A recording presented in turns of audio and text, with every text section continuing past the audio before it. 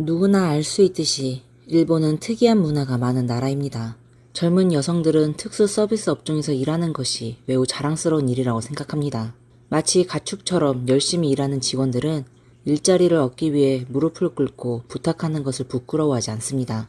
스트레스가 많은 남성들은 풍속점을 찾아가 자신을 위로해줄 여성도 찾습니다. 오랫동안 가정을 돌봐온 기혼 여성들도 호스트 클럽에서 잃어버린 젊음을 되찾을 수 있습니다. 일본의 호스트 클럽은 전 세계적으로 유명하죠. 이는 불법 산업에 속하지 않으며 합법적이고 규제된 산업입니다. 필요한 라이센스만 있으면 정상적으로 운영할 수 있는 겁니다. 그러나 호스트 클럽은 특수 서비스를 제공하지 않습니다. 호스트는 순수하게 손님과 대화하고 술을 마시며 게임을 하는 역할만 합니다. 어떤 사람들은 이를 매혹적인 화려한 나이트클럽이라고 생각하고 또 다른 이들은 이곳이 자신을 되찾고 영혼을 해방시키는 장소라고 말합니다. 그러나 사실상 그것은 방어 없이 큰 돈을 잃게 만드는 돈을 훔치는 기계와 같습니다. 안녕하세요. 미스터리 수사국에 오신 것을 환영합니다. 오늘은 이 돈을 쥐고 대박을 터뜨린 남자, 일본 최고의 호스트라 불리는 롤랜드에 대해 이야기해보겠습니다. 일본의 매우 유명한 나이트클럽 제왕인 롤랜드에 대한 전설은 나이트클럽 외의 자리에서도 많이 퍼져 있습니다. 전해지는 바에 따르면 롤랜드는 일본에서 가장 권위 있는 대학인 도쿄대학교 출신으로 매우 높은 지능을 자랑하며 일반 사람들을 훨씬 능가한다고 합니다. 그러나 다른 사람들이 꿈꾸는 명문대학은 롤랜드에게 그리 중요하지 않았습니다. 그는 도쿄대학교에서 1년 동안 공부한 후 학문 연구가 매우 지루하다고 느껴 결국 중퇴하고 말았습니다. 그 후 부모님에게 받은 10만엔의 학비, 약 98만 원으로 멋진 양복을 구매하고 일본의 번화가인 긴자로 가서 호스트로서의 길을 시작하게 되었습니다. 그는 키 182cm에 해초처럼 풍성한 금발을 자랑하며 마치 만화 속의 귀족 왕자처럼 보입니다. 깊은 눈매와 깨끗한 눈동자, 입체적인 이목구비와 오랜 시간 동안 꾸준히 운동으로 다져진 근육질 몸매를 가지고 있습니다. 그가 어디를 가든 소녀들과 기혼 여성들은 그를 보고 열광하곤 합니다. 그는 말을 하지 않으면 매우 냉정해 보이지만 입을 열고 웃을 때는 태양처럼 따뜻한 미소로 사람들을 매료시키곤 합니다. 전해지는 바에 따르면 롤랜드는 18살에 호스트 업계에 입문했으며 20살에는 긴자의 여러 클럽에서 최고 호스트로 자리 잡았습니다. 그 당시 그는 매일 밤 소파에 앉아 손님들과 대화를 나누기만 해도 쉽게 2천만엔 약 1억 9천만 원을 벌었고 그의 연간 수입은 3억엔 약 29억 원에 달했습니다. 일본 최고의 호스트로서 롤랜드는 6만엔 이상의 샴페인만 마셨고 외출 시에는 40만엔짜리 대통령 스위트룸에서 숙박했습니다. 그의 차는 4천만엔짜리 롤스로이스이고 집은 3억엔짜리 노른자 지역에 위치한 아파트였습니다. 2018년 롤랜드의 27번째 생일을 앞두고 그는 생일 파티를 열겠다고 알렸고 참가를 원하는 사람들은 미리 예약을 해야 했습니다. 그날 밤 일본의 여러 업계에서 돈이 많은 사람들은 거의 모두 참석했습니다. 그들 중에는 레스토랑의 사장, 병원장, 체인점의 CEO들도 있었습니다. 그리고 파티에 참석한 모든 사람들은 자발적으로 롤랜드에게 선물을 전달했는데 그중 한 여성은 롤랜드와 동갑이라는 이유로 270만엔, 약 2647만 원의 현금 봉투를 직접 주었고 또 다른 고급스러운 여성은 가게에서 가장 비싼 술을 주문하며 4천만엔, 약 3억 9천만 원을 썼습니다. 전해지는 바에 따르면 그날 밤 동안 롤랜드가 벌어들인 돈은 많은 사람들이 20년 동안 열심히 일해도 벌지 못할 금액이었습니다. 이후 롤랜드는 자신이 정확히 얼마를 벌었는지 알아보기 위해 호스트 클럽의 매니저와 다른 4명의 직원을 불러 돈을 세게 했습니다. 그 결과 현장에 있던 모든 사람들이 놀랐습니다. 그날 생일 파티에서 여성 고객들이 주고 간 돈만 해도 5,500만엔, 약 5억 3천만 원이었고 롤랜드는 이 업계에서 전무후무한 기적을 창조한 셈이었습니다. 이 고객들은 자신의 돈을 아깝지 않게 여겼으며 그중 한 여성은 롤랜드의 가슴에 기대어 이 세상에 태어나줘서 고마워요 라고 말하기도 했습니다. 또한 전해지는 바에 따르면 롤랜드는 자신이 일하는 호스트 클럽을 직접 구입했고 패션 업계에도 진출하여 자신의 브랜드를 론칭했다고 합니다. 그의 성공적인 인생은 전적으로 그의 자기관리와 끊임없는 학습 능력 덕분이었다고 합니다. 롤랜드는 매일 아침 일어나자마자 첫 번째로 베개와 이불을 모두 정리하여 옷장에 넣고 침대에 누워 시간을 낭비하는 것을 방지했다고 합니다. 또 그는 자신의 스마트폰을 오전 3시부터 오후 3시까지만 사용할 수 없게 설정했다고 하는데 스마트폰이 집중력을 방해한다고 느껴 이를 사용하는 것이 쓰레기 음식을 먹는 것과 같다고 생각했다고 합니다. 롤랜드는 매일 일을 하지 않을 때는 꾸준히 운동을 하고 독서와 외국어 학습에 힘썼다고 전해집니다. 그러나 일본 미디어에서 전해지는 최고의 호스트라는 이미지가 과연 완벽하고 결점 없는 인물로 그려졌을까요?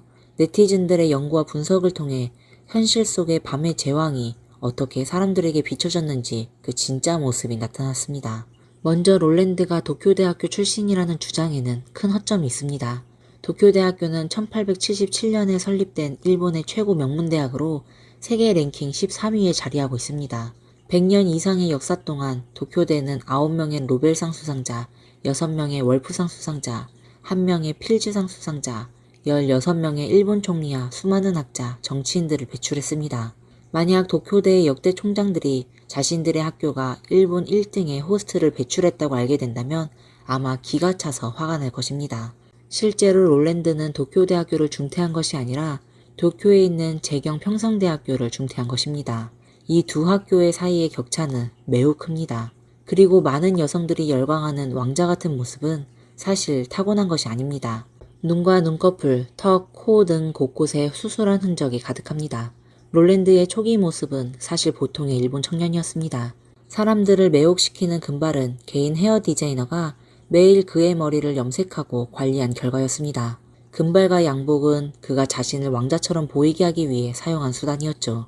이 고급스러운 이미지를 유지하기 위해 롤랜드는 매달 10만엔, 약 98만원으로 머리 관리비를 지출했으며 업계에 처음 입문했을 때는 60만엔, 약 588만원을 투자해 자신의 이미지를 완전히 바꾸었습니다. 그는 스스로를 아시아 소년에서 여성적인 이미지로 탈바꿈시켰습니다. 그리고 그가 런칭했다는 의류 브랜드는 오픈 4일 만에 영국의 한 여성 의류 브랜드 디자인을 표절했다는 사실이 보도되었습니다. 그리고 모든 제품이 표절이었으며 세부상 한 개도 바뀌지 않았습니다. 롤랜드는 이대로 가면 자신에게 큰 위험이 될 것임을 깨닫고 급히 사과문을 발표했습니다. 그러나 그의 사과는 사실상 책임을 회피하려는 시도에 가까웠습니다. 롤랜드는 기자회견에서 자신은 친구를 도와준 것일 뿐 디자인과 공급 경로에 대해서는 전혀 알지 못한다고 밝혔습니다. 그 당시 롤랜드는 패션계 진출을 선언하며 고급 의류 디자이너로 변신한다고 큰소리쳤던 그 자신감 넘치는 모습은 온데간데 없었습니다. 성형된 얼굴, 가상의 이미지, 롤랜드는 이것들만으로 일본 1등 호스트 자리에 올랐을까요? 물론 그렇진 않습니다. 그는 또 다른 방법을 가지고 있었습니다. 간단히 말하자면 보통 사람들이 입에 담기 민망할 달콤한 말들을 사용했습니다. 예를 들어 롤랜드는 자신의 미모와 능력을 칭찬하면서 이렇게 말합니다. 이 세상에는 두 종류의 남자밖에 없어요. 바로 나와 내가 아닌 사람들이죠. 또 다른 예로 롤랜드는 자리에 앉아있는 손님들에게 이렇게 말합니다. 이 가게에서 가장 중요한 사람이 누구인지 아세요? 바로 지금 내 옆에 앉아있는 당신이에요. 손님들이 그를 위해 서로 질투할 땐 롤랜드는 그들의 외모를 평가해달란 요청을 받으면 진지한 웃음을 지으며 이렇게 말합니다. 당신이 매력적인 여자가 아니었으면 내가 당신 옆에 앉아 있겠어요? 또한 손님이 롤랜드에게 생일 선물로 무엇을 원하냐고 묻자 그는 매우 진지하게 답했습니다. 제가 원하는 건 바로 당신의 사랑이에요. 물론 롤랜드는 거짓말을 하지 않았습니다. 그가 원하는 사랑은 결국 돈이며 그 사랑이 깊어질수록 더 많은 돈을 쓰게 된다고 생각했던 것입니다. 호스트들의 사치스러운 삶은 그들 앞에서 미친 듯이 돈을 쓰는 손님들 덕분에 유지됩니다. 이 손님들 중에는 젊은 여성, 귀여운 여성, 심지어 중년의 여성들까지 있습니다. 이들은 모두가 부유한 여성들은 아니며 대부분은 월급을 받는 직장인들입니다. 이러한 감정을 조작하는 호스트들은 몇 마디 말과 순진한 눈빛으로 이 여성들의 모든 재산을 내놓게 만듭니다. 이 여성들은 심지어 자신의 몸을 팔기도 하며 그들이 일방적으로 느끼는 사랑을 지키기 위해서라면 무엇이든지 할 준비가 되어 있습니다. 2019년 5월 23일에 발생한 충격적인 호스트 살인미수 사건은 바로 이런 사회적 현상의 비참한 결과를 보여줍니다. 21살의 아름다운 여성 타카오카 유카는 본래 한 바의 점장이었으며 수입은 많지 않았지만 안정된 삶을 살고 있었습니다. 어느 날 그녀는 친구와 함께 호스트 클럽을 방문하게 되었고 거기서 호스트 루나에게 반하게 됩니다. 이후 그녀는 이 호스트를 만나기 위해 이틀에 한 번씩 클럽에 가게 되었고 2달 만에 200만엔, 약 1960만원을 소비하게 되었습니다. 이런 소비 수준은 유카가 감당할 수 있는 범위가 아니었습니다. 하지만 그녀는 루나와 함께 있지 않으면 루나가 다른 여성들을 접대하게 될 것이라는 사실을 견딜 수 없었습니다. 이는 유카에게 절대적으로 받아들일 수 없는 일이었죠. 그래서 유카는 더 많은 돈을 가진 노인들과 여행을 다니며 돈을 벌기 시작했습니다. 그녀는 자신의 몸을 팔아 돈을 벌고 다시 루나에게 가서 소비를 계속했습니다. 하지만 루나는 감정이 아닌 돈만을 중시하며 유카가 돈이 없자 더 이상 따뜻하게 대해주지 않았고 다른 여성들에게로 돌아갔습니다. 유카는 자신의 감정이 한 번 또 한 번 루나에게 장난처럼 다뤄지자 결국 루나와 둘만의 삶을 끝내는 방법밖에 없다고 생각했습니다. 그래서 그녀는 루나를 자신의 새방으로 데려가 방심한 루나를 해치게 됩니다. 결국 루나가 고통스러워하는 모습을 보고 유카는 마음이 약해졌고 잠시 망설인 후 그녀는 경찰과 병원에 전화를 걸었습니다. 현재 유카는 감옥에 갇혀 있으며 그녀의 가장 아름다운 날들은 모두 낭비되었습니다. 반면 루나는 회복한 후 명성이 더욱 커졌고 그의 고객들도 점점 많아졌고 그의 인기는 일본 1등 호스트 롤랜드와 비슷할 정도입니다. 말할 수 있는 것은 호스트 클럽에서 미친 듯이 소비했던 여성들이 얻은 것은 일시적인 즐거움, 따뜻함, 그리고 존중뿐이었다는 것입니다. 그러나 그들이 돈을 잃게 되면 호스트에게서 얻은 모든 즐거움은 즉시 사라지게 됩니다. 결국 호스트의 일은 돈을 벌기 위해 하는 일이기 때문이죠. 오늘의 내용은 여기까지입니다. 여러분의 생각을 댓글로 남겨주세요. 저희 영상이 마음에 드셨다면 좋아요와 구독 버튼 눌러주세요. 항상 저희를 지지해주시고 격려해주셔서 진심으로 감사합니다. 지금까지 미스터리 수사국이었습니다. 그럼 다음 시간에 다시 찾아뵙겠습니다. 감사합니다. 안녕하세요. 미스터리 수사국입니다. 오늘 여러분께 소개해드릴 사건은 2020년 미국에서 센세이션을 일으켰던 사건입니다. 한 20살의 여고생이 졸업을 하고 군대에 입대했는데 참변을 당하게 되었습니다. 사건은 보기에는 아주 단순해 보였지만 세부 사항이 더욱 알려지게 되면서 사람들을 혼란스럽게 만들었습니다. 2020년 7월 29일 한 가족은 그 당시 트럼프 대통령을 만나 바네사 길렌이라는 법안을 국회에 제출하려고 했습니다. 도대체 무슨 일이 있었던 걸까요? 때는 2020년 4월 22일 바네사가 텍사스 포트우드 군사기지에서 갑자기 사라졌습니다.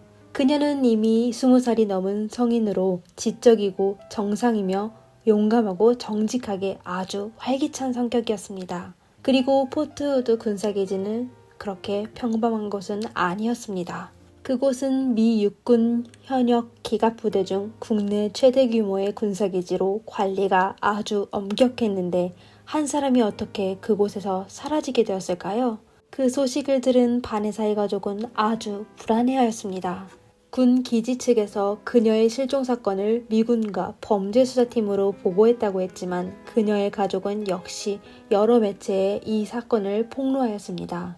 심지어 웹페이지를 만들어 딸의 실종 사건을 기록하기까지 했는데요. 그들은 자신의 딸이 여러 피해자 중 한 사람이 될까봐 두려워하며 정부가 사실을 인멸할까봐 너무나도 걱정한 상태였습니다. 바네사의 어머니는 1999년에 태어난 바네사가 5남매 중 가장 열정적으로 사는 아이라고 하였습니다. 그녀는 스포츠를 좋아했는데 특히 축구를 좋아했습니다. 2018년 고등학교를 막 졸업한 바네사는 어머니의 반대를 무릅쓰고 군대에 입대하게 되었습니다. 그해 그녀의 성적은 미국에서 상위 15%에 들었고 또 라틴계 출신인 그녀는 영어와 스페인어를 아주 잘하여 분명 괜찮은 대학에 들어갈 수 있었을 것인데 말이죠. 하지만 그녀는 10살 때부터 조국에 봉사하는 걸 꿈꿔왔습니다. 그리고 입대하게 된 걸 아주 자랑스럽게 생각했는데요. 처음 그녀는 버지니아에서 복역했었는데 주로 소형 무기 수리 공장에서 일했었습니다. 그러다 바네사는 텍사스의 포트 후드 군사기지로 이직하게 되었습니다. 기지에서의 생활은 매우 질서정연하여 그녀는 항상 가족들에게 본인의 삶에 아주 만족스럽다고 말했었습니다. 바네사가 본인의 선택에 적응이 잘 되는 걸 봐 그녀의 부모는 한시름을 놓게 되었습니다. 그러다 2020년 초 때부터 바네사는 다른 사람이 된 것처럼 아주 우울해 보였고 가족들과의 의사소통도 거의 피했었습니다. 그리고 바네사는 더 이상 활발하고 용감한 소녀가 아닌 움츠러들고 소심해진 성격으로 변해져 있었습니다. 그녀의 어머니는 딸에게 도대체 무슨 일이 있었는지 물어봤지만 그녀는 그냥 수면부족이라고 하였는데요. 그러다 2020년 3월에 바네사는 끝내 견디지 못하여 어머니에게 본인이 확실히 힘든 일이 있다며 한 상사가 그녀를 괴롭히고 있다고 하였습니다. 하지만 바네사는 어머니와 가족들이 걱정할까봐 이미 해결책을 생각해놨다고 하였습니다. 그녀의 어머니가 그 사람의 이름을 물었을 때 바네사는 대답하지 않았습니다. 바네사는 어머니가 정확한 정보를 얻게 되면 무슨 방법을 쓰던지 꼭 본인을 도울 거라는 걸 잘 알고 있었는데요. 그녀의 어머니는 딸에게 상사에게 보고하라고 권했습니다. 사실 바네사도 처음에 그러려고 했는데 괴롭힘을 신고한 사람들의 결말은 전부 사람들의 의심을 받거나 해고를 당하게 되어 또 군부대에서는 그곳의 남녀관계에 대해 아주 깨끗하다고 하여 바네사를 망설이게 하였습니다. 이렇게 그녀는 어머니에게 본인이 모든 일을 잘 처리하겠다고 장담하였습니다. 2020년 4월 21일에 바네사는 언니에게 전화하여 새 차를 구매하고 싶다며 두 사람은 오랫동안 통화하며 어떤 차량을 구매했는지를 얘기까지 하였습니다. 그날 바네사는 기분이 아주 좋아 보였는데요. 그러다 4월 22일에 바네사는 기지 무기고의 마지막 모습을 보이고 사라졌습니다. 그 당시 그녀는 보라색 트레이닝복 바지와 검은색 셔츠를 입고 있었는데요. 사실 그날 그녀의 이름은 스케줄에 없었는데 그녀는 분명 임시 호출된 것이었습니다. 그날 그녀는 창고에서 사격도구의 유지관리와 재고관리를 하고 있었는데요. 목격자들은 바네사가 일하고 있는 창고에서 나와 다른 창고로 들어간 걸 목격했다고 하였습니다. 그리고 그곳은 병사 에런이 담당하는 지역이었는데요. 바네사는 군인 아이디와 지갑 그리고 키를 전부 본인이 담당하는 창고에 두고 다른 창고로 간 것이었습니다. 4월 23일 바네사가 실종된 다음 날에 그녀의 상사는 육군 범죄수사대에 실종 신고를 하였습니다. 하지만 수사팀은 4월 28일 바네사가 실종된 지 일주일이 되고서야 에런을 찾아 신문하기 시작했습니다. 에런은 바네사가 그날 그에게 사격도구의 1년 번호에 관해 물어볼 게 있다고 문자를 보냈었다고 하였습니다. 그 당시 그는 창고에서 일하고 있었는데 바네사는 보다 정확한 답을 받기 위해 그가 담당하는 창고로 가게 됐다고 합니다. 그러다 에런의 답을 받은 바네사는 그 창고를 떠났습니다. 하지만 바네사가 어디로 갔는지에 대해서는 에런도 모른다고 하였습니다. 그리고 에런 본인은 그날의 일을 마친 후 기지를 떠나 여자친구 세실리아의 집으로 가게 됐는데 저녁 6시 반쯤 정부 교육 웹사이트에 로그인하여 컴퓨터 응용 공부를 했다고 했습니다. 5월 18일 바네사가 실종된 지 한 달이 됐을 때 두 명의 군인이 4월 22일에 에론이 창고 근처에서 바퀴가 달린 커다란 플라스틱 상자를 애써 끌고 본인의 승용차에 넣으며 아주 힘들어하는 모습을 보게 됐다고 했습니다. 5월 19일 어려운 조사를 받게 되어 휴대폰을 수사팀에게 건넸습니다. 그의 통신에 의하면 그는 4월 22일 저녁부터 4월 23일 새벽 3시까지 여자친구인 세실리아와 여러 번 통화를 했었습니다. 이는 아주 이상했는데요. 두 사람은 그날 밤 같이 있었다고 했었는데 왜 휴대폰으로 연락했었을까요? 이에 에런은 세실리아의 핸드폰이 어디에 있는지 몰라 핸드폰을 찾으려고 전화하게 됐다고 했습니다. 당국은 6월 9일 현상금 1만 5천 달러, 하나로 약 1982만 원을 걸어 바네사를 찾기 시작하였습니다. 추후 금액은 2만 5천 달러, 하나로 약 3,303만 원으로 늘어났습니다. 그리고 그로부터 사건은 공식적으로 공개되어 수사하게 되었는데요. 육군은 포트후드와 텍사스 중부를 샅샅이 뒤지며 궁중수색도 실시하였습니다. 그리고 대중에게 기지 요원들이 군용과 야외 훈련장 그리고 호수와 도로를 샅샅이 뒤졌지만 아무런 단서도 얻지 못했다고 하였습니다. 6월 16일 라틴 시민연합연맹도 그녀의 수사에 나서게 되었습니다.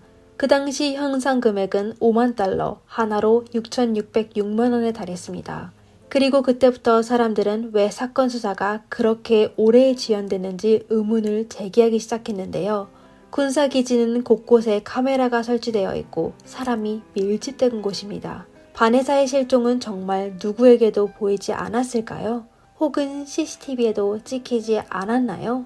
6월 19일 에런의 여자친구 세시리아는 처음으로 신문을 받게 되었습니다. 신문 중에 그녀는 에런이 그날 밤 본인과 같이 있었다는 걸 증명하였습니다. 이에 수사관이 에런의 증언에 모순이 되는 점을 언급하였는데요. 정말 휴대폰을 찾는 거라면 벨소리가 몇 번 울리게 되면 바로 찾을 수 있고 또 굳이 전화를 받지 않아도 되는데 그날 밤 세실리아의 휴대전화에는 10분이 넘는 통화 기록이 있었습니다. 이에 대해 수사관이 그녀에게 설명하라고 하자 세실리아는 긴장해하며 그날 밤 두 사람은 벨튼으로 별 보러 갔었다고, 두 사람이 스트레스를 받게 되면 종종 가까이 있어도 전화하곤 했다고 하였습니다. 6월 21일 경찰은 두 사람의 핸드폰을 위치 추적을 통하여 4월 23일 새벽 2시 반쯤에 두 사람이 레옹강 인근에서 2시간 정도 머물다가 떠난 걸 알게 되었습니다. 이렇게 경찰은 레옹강으로 가게 되었는데요. 레옹강 근처에는 그들은 아주 강한 악취를 맡게 되었으며 불에 탄 플라스틱 용기를 발견하게 되었습니다. 그리고 바닥에도 불에 탄 흔적이 있었지만 그 외에는 아무런 단서가 발견되지 않았습니다. 6월 30일 레옹강 근처에서 일하는 한 일군이 숨진 지 오래된 사람을 발견하게 되었습니다. 군 대표와 경찰 그리고 FBI가 전부 현장에 도착했는데 피해자가 바네사인 것 같았습니다. 그녀의 몸에는 진흙과 석회가 섞여 있었는데요. 경찰은 현장에서 발견된 모든 증거물을 실험실로 보내 검사하게 하였습니다.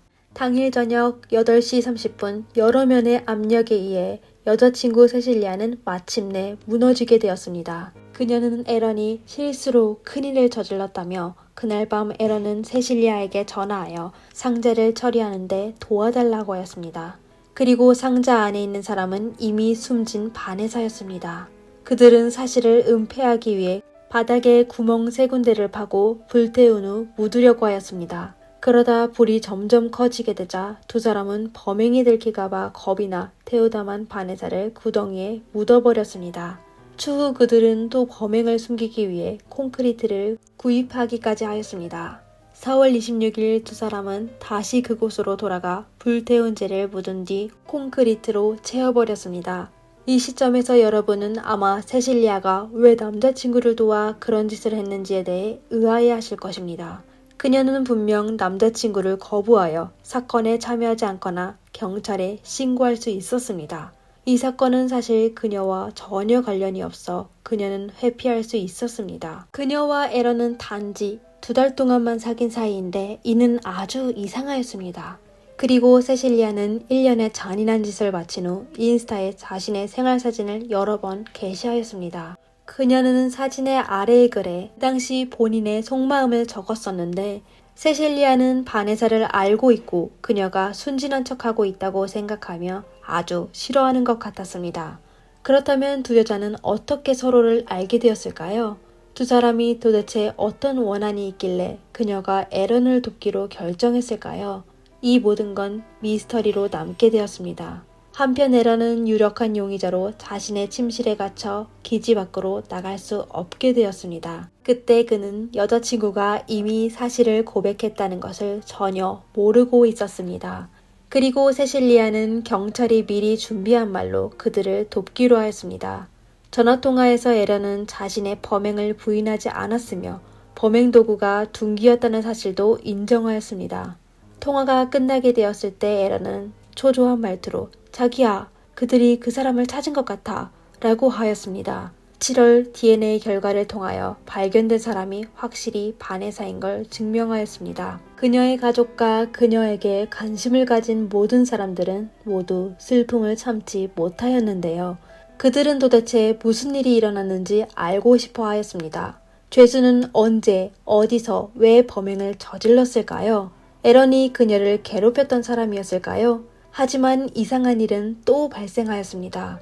감금된 에런은 엄격하게 관리된 군사게지에서 탈출하였습니다. 그러다 2시간 후 군대의 군인이 그를 체포하려고 했을 때 그는 총으로 스스로의 목숨을 끊었습니다. 이에 모든 사람들은 충격에 빠지게 되었는데요. 에런은 어떻게 기지에서 탈출했을까요? 그리고 그는 어떻게 사격 도구를 취득했을까요? 사실 기지에 들어갈 수 있는 모든 인원의 무기 소지에 대해 군에서는 엄격한 규제가 있습니다. 그리고 에런이 갇혔을 때 그의 무기는 전부 압수되었어야 합니다. 그럼 그는 스스로 목숨을 끊은 것일까요? 아니면 누군가가 그에게 자신을 헌신하게 했을까요? 만약 이게 그의 마지막 선택이라면 겁먹어서였을까요? 그에 대한 혐의가 아주 많았었습니다. 에런은 이를 직면할 수 없어 본인의 목숨을 끝내기로 한 것일까요? 아니면 그렇게 해야 할 수밖에 없었을까요? 바네사의 가족은 이 결과에 아주 분노하였습니다. 에런은 마지막으로 바네사를 목격한 사람이자 바네사와 마지막으로 소통한 사람이었습니다. 그날 정확히 어떤 일이 일어났으며 에런은 왜 그녀를 해쳤을까요? 부대에서는 다음에 에런의 범행 시간이 사건 당일 밤 10시 13분에서 23분 사이였다고 발표하였습니다. 하지만 그 기간 동안 어떤 일이 있었는지에 대해서는 증인이 없다고 하였습니다. 그리고 에런과 바네사가 관계를 맺었다는 아무런 증거도 없었습니다. 에런은 거짓말 탐지기 테스트를 거부한 적이 있었고 에런이 체포되었을 때 사용된 무기는 개인 무기였으며 군대에 속하지 않았습니다. 군부대는 또 세실리아가 기지에 있는 다른 군인의 아내라며 그녀와 에런은 불륜관계여서 바네사가 두 사람의 비밀을 알게 되어 참사를 당한 거로 추측된다고 하였습니다. 불륜은 군대에서 엄중히 처벌을 받게 되기 때문입니다. 하지만 바네사의 가족은 이번 조사 결과에 불만을 표시했습니다. 그들은 군대에서 모든 조사 과정과 정보를 공개하지 않고 또 질문에도 적극적인 답변을 하지 않았다고 하였습니다. 바네사는 사건 발생 전 누군가가 자신을 괴롭혔다고 말했는데 그 사람이 누구였을까요? 바네사는 왜 그날에 추가 근무를 하게 되었을까요? 또 누가 그녀에게 명령을 했을까요? 바네사가 그날 에런을 만나게 된 이유는 정말 1년 번호를 얻기 위해서였을까요? 그럼 에런은 유력한 용의자로 왜 그에 대해 계속 신문하지 않았을까요? 모든 단서를 다시 정리해봅시다. 4월 22일에 바네사가 사라졌습니다. 공식적인 범행 시간은 45분이었습니다. 그럼 정말 에런 혼자서 그 짧은 시간에 모든 걸 처리했을까요? 둔기로 범행을 저지르게 되면 추후 대량의 청소 작업을 해야 범행을 숨길 수 있습니다.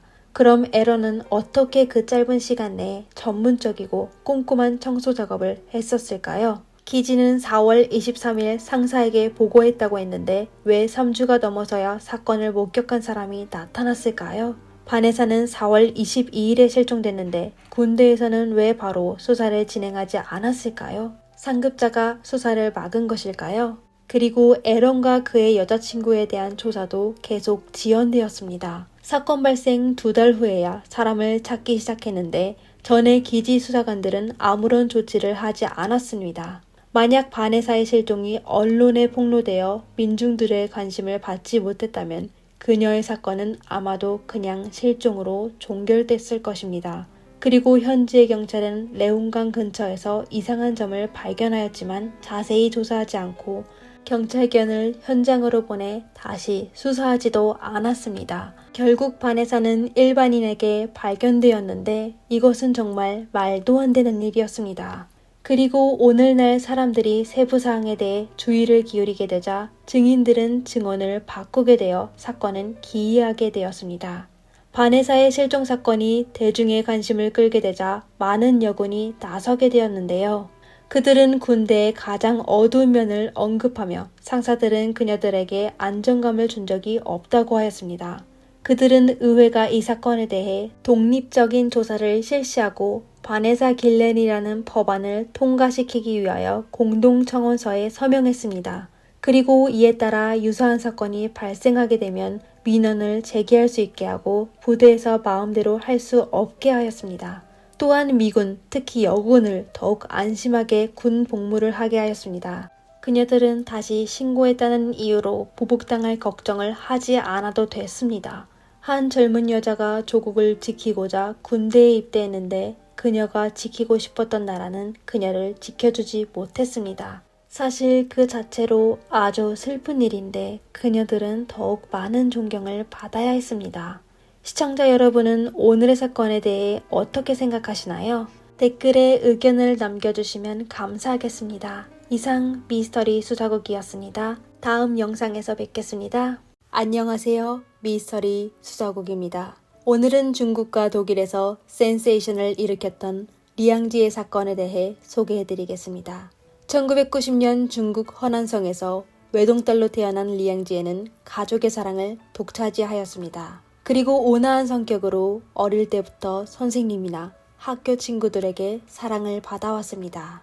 2014년 리양지에는 허난과학기술대학교 건축학과를 졸업하고 독일의 안할트 응용과학대학교에 입학하게 되었습니다. 그녀의 가족은 부유하지 않았지만 그래도 대부분의 저축을 딸의 유학 비용으로 사용하였습니다. 리양지에가 다니는 대학은 독일 동부에 있는 데사우에 자리 잡고 있으며 수도 베를린에서 차로 2시간도 채 걸리지 않았습니다. 리양지에와 친구들은 도심의 아파트를 임대하여 빠르게 새로운 삶에 적응하였습니다. 2016년 5월 11일 리양지에는 수업을 마친 후 집으로 돌아가 운동복으로 바꿔 입고 집 문을 나섰습니다. 이것은 그녀의 습관이었는데 매일 해질 무렵 그녀는 아파트 앞에 있는 돌길을 따라 조깅을 하곤 하였습니다. 그날 그녀는 몇 군데의 골목길을 돌 때 누군가가 본인을 부르는 것 같아 이어폰을 빼고 달리기를 멈췄습니다. 5월 12일 아침 유학생 저울리용은 리양지에와 연락이 안 돼 걱정하게 되었습니다. 두 사람은 매일 아침 같이 식사를 했었는데 그날 수업 시간이 다 되었는데도 리양지에는 나타나지 않았습니다. 이상하다 싶은 그녀는 리양지에의 룸메이트에게 연락하여 리양지에가 전날 밤 집으로 돌아가지 않았다는 사실을 알게 되었습니다. 리양지에는 자기 관리를 매우 철저히 하는 학생인데 독일에 거주하는 동안 매일 학교와 아파트만 오갔습니다. 그녀의 영어 실력은 괜찮았지만 독일어는 잘 못해 친구가 별로 없었습니다. 현지에서 함께 유학 온 친구 한 명만 있는 그녀는 어떻게 외박을 할 수 있었을까요? 두 사람은 이에 뭔가 이상하다고 생각하여 바로 학교에 통보하여 신고하게 되었습니다. 학생들의 진술에 따르면 리양지에는 5월 11일 저녁 8시 30분쯤 학교를 떠났습니다.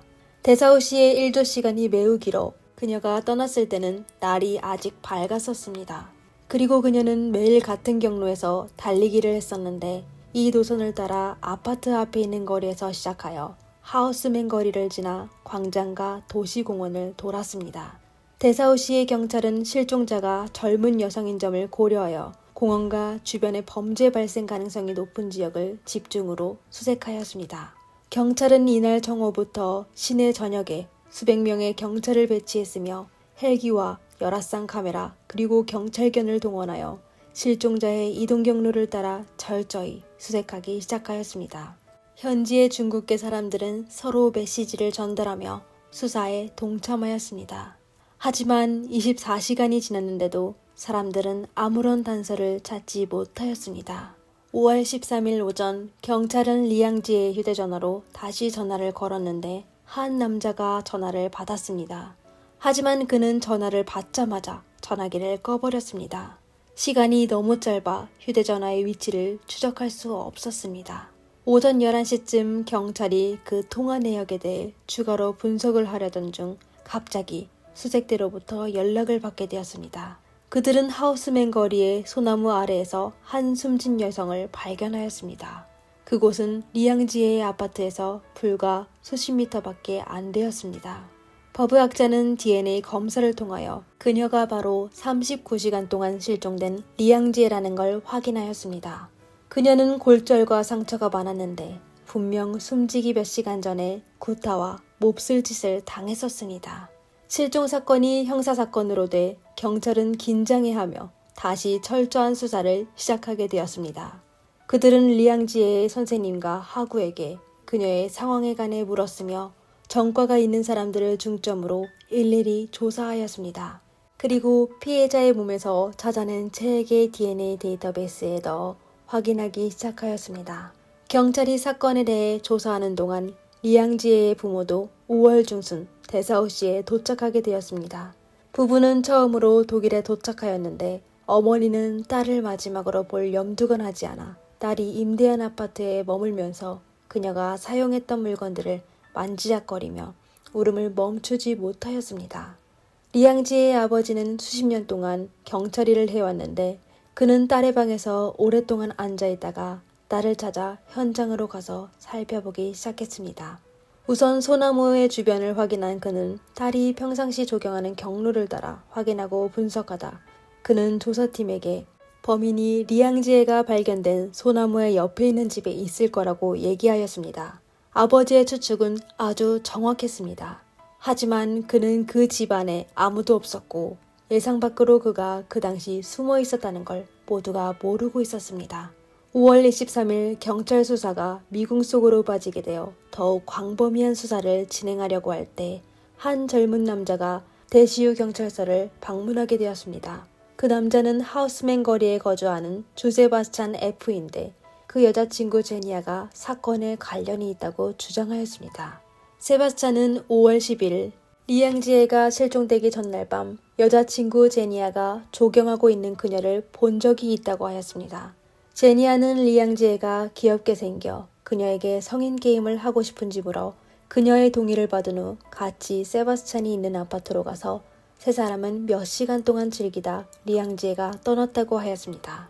그리고 그는 경찰이 DNA를 비교하여 범인을 찾고 있다고 들어 상황 설명을 하기 위해 찾아왔다고 덧붙였습니다. 그는 본인의 DNA가 리앙지의 몸에 남겨 본인이 범인으로 지목될까봐 걱정하여 경찰을 찾아간 겁니다. 세바스찬이 살고 있는 아파트는 바로 피해자가 발견된 소나무 옆에 있었습니다. 리앙지의 아버지가 추측했던 것과 정확히 일치했습니다. 세바스찬의 DNA는 리앙지의 몸에 남아있는 제액과 완벽하게 일치했으며 그녀의 손톱에서 발견한 피하 조직과도 일치하였습니다. 이에 경찰은 바로 그를 유력한 용의자로 지목하게 되어 세바스찬과 그의 여자친구를 전부 구금하여 조사하기 시작했습니다. 5월 24일 정오 지방검사 포크 비트먼은 기자회견을 열어 최신 수사 진행 상황을 대중에게 발표했습니다. 용의자가 체포됐다는 소식을 들은 리앙지의 부모는 긴장해하며 경찰이 딸의 억울함을 헤아려 주기를 바랬습니다. 하지만 그들은 최악의 결과를 받게 되었습니다.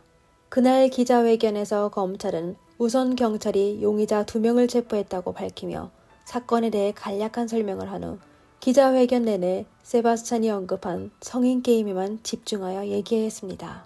그는 기자들에게 현재까지 확신할 수 있는 건 리앙지에가 피해가 되기 전에 본인의 의지로 용의자의 집으로 갔다며 다른 정보에 대해서는 추가 조사가 필요하다고 하였습니다. 리앙지에는 보수적인 사람이어서 남녀 관계가 아주 깨끗했습니다.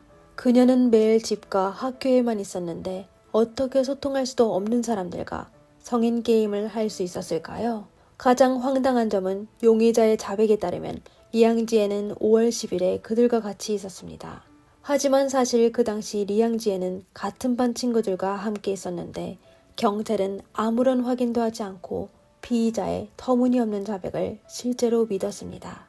여자의 명예를 가장 중요하게 생각하는 리앙지에의 부모는 경찰의 조사에 충격을 받게 되었습니다. 기자회견 다음 날에 중국과 독일의 일부 언론은 리앙지의 명예를 훼손하는 기자문을 헤드라인으로 보도하기 시작했습니다. 이렇게 리앙지에는 여론의 중심이 되었는데 그녀의 사건은 독일에서 공부하는 모든 중국 학생을 분노에 빠뜨리게 하였습니다. 그들은 경찰이 범죄자를 보호했을 뿐만 아니라 참변을 당한 여성에게 굴욕을 줬다고 하였습니다. 그리고 그녀의 사건은 SNS를 통해 사람들에게 알려지며 센세이션을 일으키게 되었습니다. 사건 수사를 담당하는 경찰과 경찰 고층 그리고 사건에 대한 세부사항은 전부 노출되었으며 용의자 세바스찬의 신원도 공개되었습니다. 그는 데사우시 경찰서 고위 여성 경찰관의 아들이자 현 데사우 경찰서장의 의붓 아들이었습니다. 2016년 5월 말에 독일에 있는 중국인 외에도 많은 독일인이 팀에 합류하여 리앙지에를 응원하기 시작하였습니다.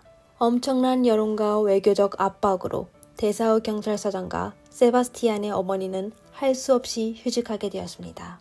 지방자치정부는 경찰에 사건을 인계하여 재수사를 요청하였습니다. 앞서 피의자 어머니는 지난 조사에서 노숙 범죄임을 강조하며 공원과 구도심 일대의 수사라는 지시를 내렸었습니다. 현지의 많은 경찰들은 상사의 아들 세바스틴이 살고 있는 아파트를 알고 있었습니다. 조사할 때 일부러 그곳을 우회했었는데요. 그 당시 리앙지에가 피해받은 지 열흘 이상이 지나 대부분의 증거는 사라졌습니다. 하지만 수사팀은 피의자들이 처리하지 못한 증거물을 발견하게 되었습니다. 세바스찬은 상습범인데 그는 강도, 방화 등 40여 가지 범죄로 기소된 적이 있었습니다. 하지만 이상하게 모든 소송은 전부 무죄로 끝나게 되었습니다. 조사팀은 통화 기록을 확인하여 사건 당일 밤과 다음날 아침에 세바스찬이 경찰관인 어머니에게 수십 통의 전화를 걸었다는 사실을 발견하게 되었습니다.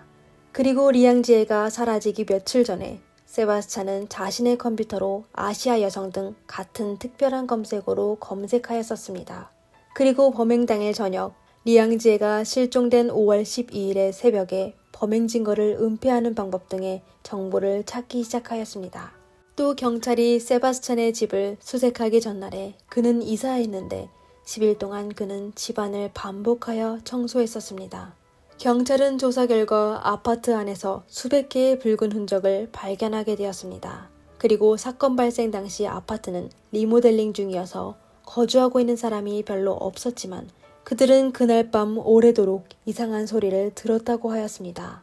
하지만 세바스찬과 그의 여자친구는 평소에도 이상한 소리를 내기 좋아하여 이유들은 별로 심각하게 생각하지 않았습니다. 경찰은 사고 현장 아파트 1층의 골동품 가게 주인으로부터 CCTV를 수집하여 아래와 같은 장면을 보게 되었습니다.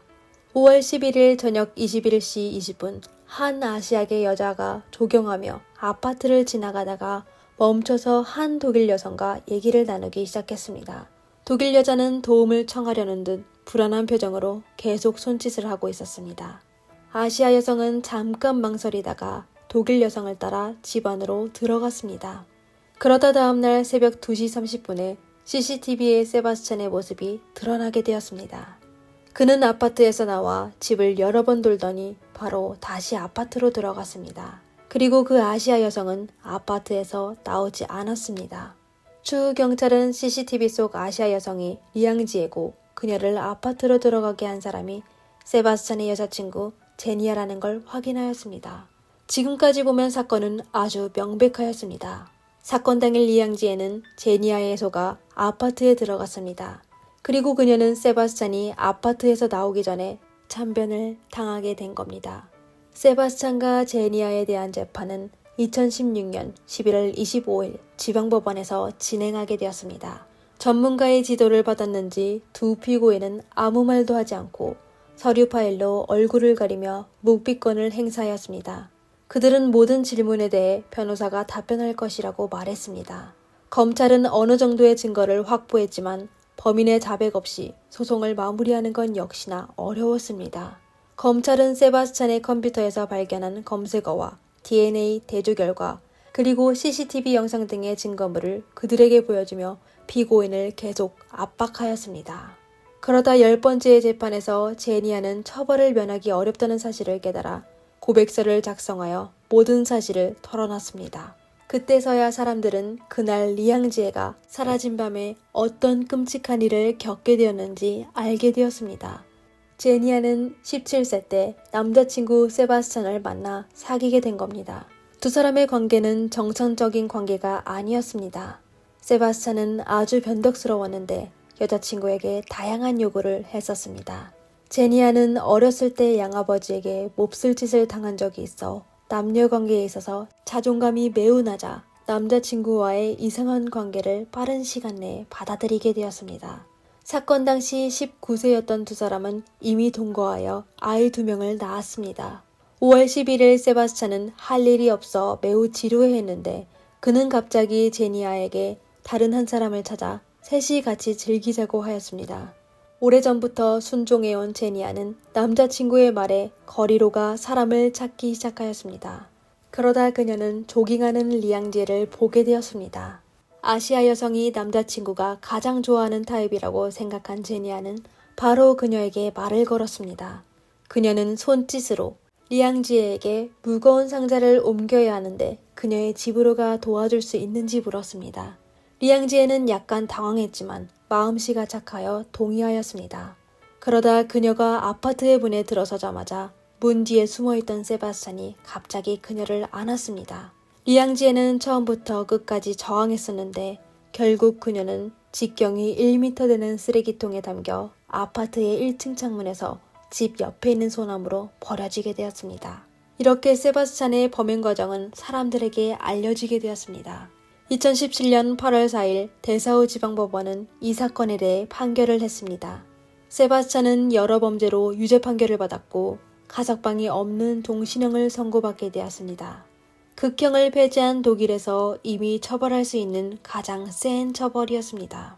그리고 제니아는 그 당시 19살이어서 또 자수하여 유기징역 5년 6개월을 선고받게 되었습니다.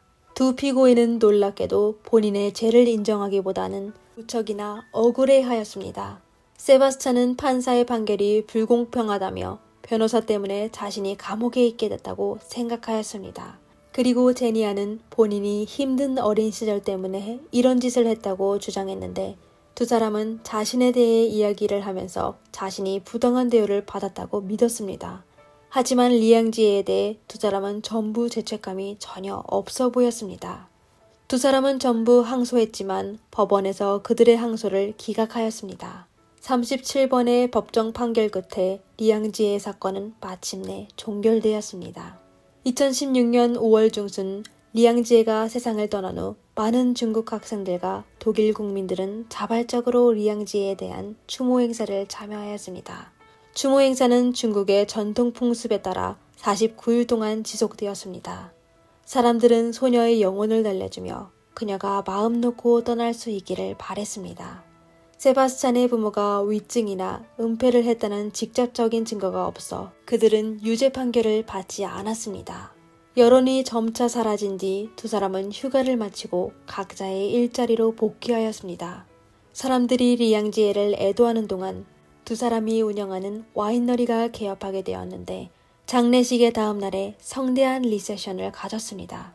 하지만 그들의 와이너리는 사건이 폭로된 후 많은 사람들이 그곳에 모여 시위를 하여 또 사람들이 그곳에서 리앙지에 사건에 대해 연설하여 오래가지 못하고 문을 닫게 되었습니다.